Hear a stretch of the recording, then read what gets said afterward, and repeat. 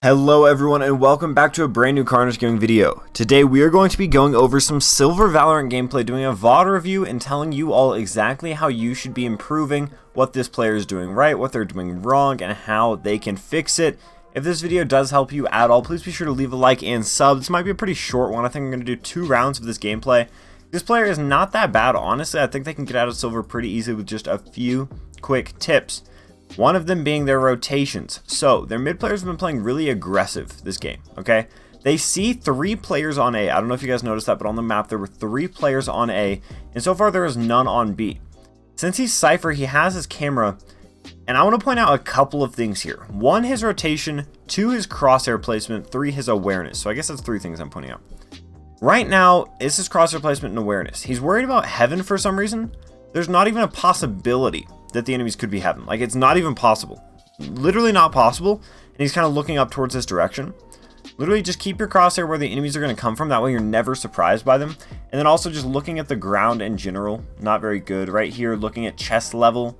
It's not going to be good enough to get you out of silver, out of gold, and all of that. They spotted bomb on A and he only has 2 teammates here. Now he should be worried about mid. Now that his mid players have died, now he needs to be worried about mid and helping his teammates A. Honestly, if I were him, I'd probably go like heaven to vents to just secure this area so that his teammates know that this vent area is clear. Because right now the enemies could come from there and he needs someone else to clear it. Now they are showing mid presence, so even more so, holding this heaven angle is going to be important. And I don't know about sitting back here. You kind of need to play for some info. Let's see if he can hear anything. Be heaven right now. His teammates see them. He grabs one. His teammates call that there's another coming. And he's not able to get that kill. Let's see what he could have done differently to get this kill. This first one, pretty good. The player was low. Honestly, chest level worked for him, but that doesn't mean it was good. Just because something worked doesn't mean that it was a well-played thing. So if we watch this, right when this enemy peaks, I'm trying to pause it right on time. Crosshair's at the chest. Move that crosshair up just a tiny bit. You guarantee yourself the kill. Good work on this first one. Then he swings out. This is fine, except you should be holding it with this corner. Because right now your entire body's exposed, and they'll probably peek this with not their entire body exposed. Well, I mean, they did, but if you're sitting in this corner, they wouldn't have. I don't know if you understand what that means.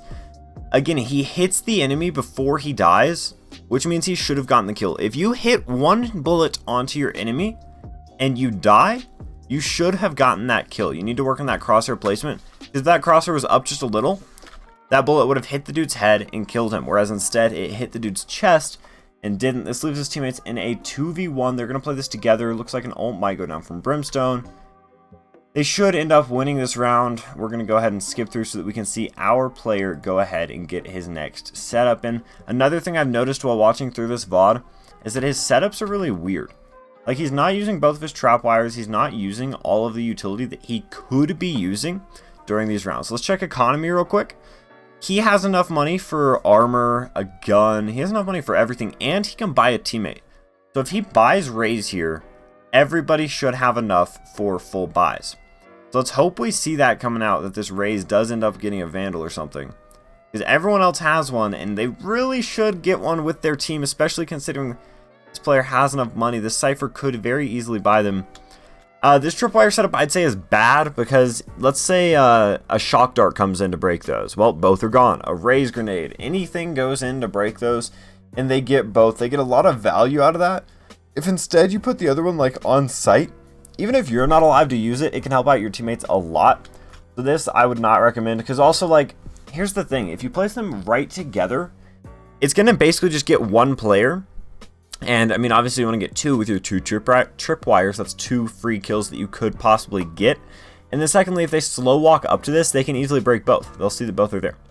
So it looks like he's going to make a better decision. That's not a great trip wire. They can jump over it, but that is okay. The buy call is coming out a little late, and he can't end up buying him. So that raises ending up using a Frenzy this round when this player had 3,400 credits. This Cypher could have easily bought Raze, a Phantom, a Vandal, something really good that could have helped them win this round. They're stuck with a Frenzy on a buy round. So they're going to fall off. They're rotating over to A. Hopefully they go Vince here to help out mid. Now, so they're walking right now. Okay, this is also another big thing to point out that I see a lot of times in these low-level games. Why are they walking? Like, who are they making sure doesn't hear them? You know what I mean? Like, there are players bottom mid But if the players bottom mid hear you, like, nothing is going to change gameplay-wise. There we go. So now they're running. But, like, walking through this area just wasted a lot of time. Could have led to your teammate Sage dying, but it is all good. That recon bolt is actually really scary because they can wallbang this wall. He needs to it doesn't remove it because it's not a camera, but you want to make sure you fall back far enough to where they can't wallbang you because this entire wall is wallbangable. Keep that in mind. Especially if they have an Op or an Odin or something with heavy wall penetration, that could be really bad for you. He hears one go up. Again, same thing with that wallbang ability. He gets the one headshot. Here, if I were him, I would try and fall off, honestly. I would fall off, rotate all the way to CT, because in this position, all they have to do is like spray through this little doorway and you're good. As an attacker side. Now, these attackers aren't very high rank or high IQ players, and this is also on old split. Keep that in mind, so this is much more defender-sided. I mean, decent round. It's just a lot of like small mechanical things that this player is doing wrong. For instance, like the one main one is crosshair placement. Like I say it all the time, just put your crosshair at head level. Just work on keeping it up. Spend an entire game or two, or the entire time, you don't care how many kills you get. You want to just keep your crosshair at head level. That's the only thing that you're thinking about all game. Let's go ahead and watch this round. Okay, this is something I don't understand also about this player. They place a camera and then never check it. Like, maybe he'll check it eventually, but, like, he placed that and then just waited. Those enemies could have gone, like, all the way up and basically pushed onto site with a jet dash. And that would have been it. Like, he's lucky that they didn't, but at the same time, you got to keep that in mind. That's a possibility. Using that Omen Smoke as cover for yourself, knowing the tripwires there is actually really smart. Spraying through this, also pretty smart. This cage could let them go around the side without you hearing them. Ray's rocket goes in and doesn't kill anyone, which is important info because they probably are falling off considering that didn't kill anyone. So you know that it's safe to either cross back or do something. Now he has his camera again. He gets the first kill. Should have been a headshot. Dude wasn't even looking at him.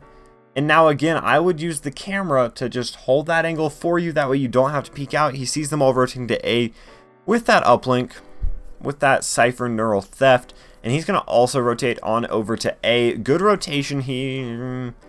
Yes, actually good rotation here. Heading to mid. Now peeking mid with the camera. Decent. Okay. I'll take this. The camera wasn't placed the best, so they could still be mid.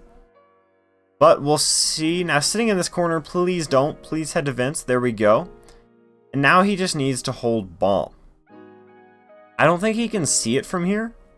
His teammate is holding it, so I guess he's just trying to stay alive, and it ended up working out. Yeah, there, I definitely would have gone through Vince to help out his teammate. That way his teammate didn't have to be relied on solely. And that's something else that I see a lot in these games. I'm going to pause real quick and explain something real quick. Playing with your teammates is extremely important in these games because, honestly, none of you are usually good enough to carry the entire team. And that goes for really any rank. So make sure you're with your teammates playing like 2v1s together instead of completely separate is very important in just succeeding in those crucial rounds.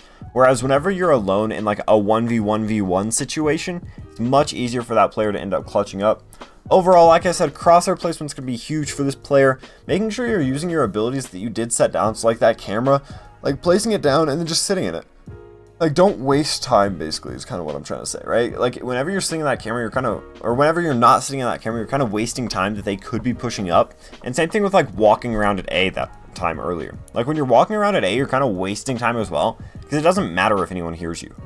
So yeah, that's going to be it for this one. I hope you guys did enjoy. I appreciate you all for sticking around and watching through this entire VOD review. Tomorrow we'll be doing a gold one, and hopefully you will be able to learn a little bit from it. Appreciate you all for watching, and I will see you in the next video. We deserve it, we put the work in. We came together like a Sunday service. Patiently waiting, it made me nervous. I got demons and servants, they steady lurking. Mama told me I had greater purpose. Ever since I was little, I wasn't certain. I got to searching and I found it worth it. Look at my life. Look at my life. Feel my pain.